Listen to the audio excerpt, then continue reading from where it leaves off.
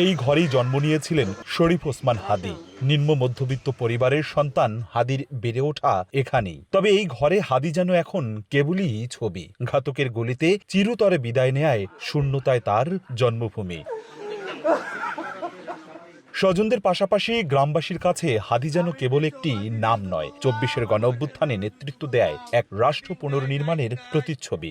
মা পাগল, বোন পাগল, সব পাগল। কোনো দুর্নীতির সাথে, কোনো অন্যায়ের সাথে আপোষ করতে আমার চোখে কখনো পড়ে না। আমরা চাই যেন এই মৃত্যুর একটা সঠিক বিচার। শুক্রবার সকাল থেকেই চেনা অচেনা বহু মানুষ ভিড় করেন হাদির এই ভাঙাচোরা ঘরের সামনে। এসেছেন বিভিন্ন রাজনৈতিক, সামাজিক, পেশাজীবী মানুষ।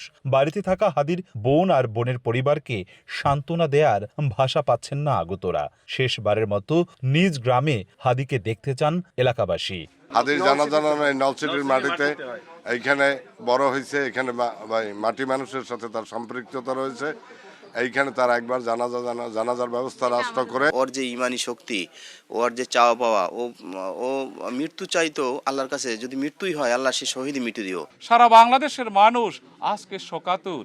আমরা মহান রব্বুল আলামিনের কাছে প্রার্থনা করি যে শহীদ শরীফ ওসমান হাদিকে আল্লাহ আপনি জান্নাতের উচ্চ মাকাম প্রদান করুন। বাংলাদেশ বিনির্মাণে তার সাহসী বক্তব্য, তার ভূমিকা নিঃসন্দেহে এ দেশকে, এই যুব সমাজকে অনেক দূর তার প্রেরণা আদর্শের দিকে এগিয়েছে।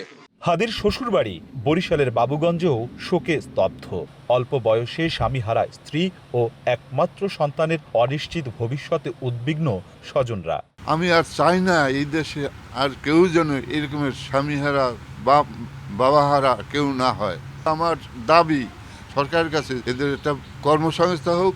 ওসমান হাদির ছোট্ট সন্তানের মতো আর কেউ যেন বাবাহারা না হয়, এমন চাওয়াই স্বজনদের। অপূর্ব অপু, সময় সংবাদ, ঝালকাঠি।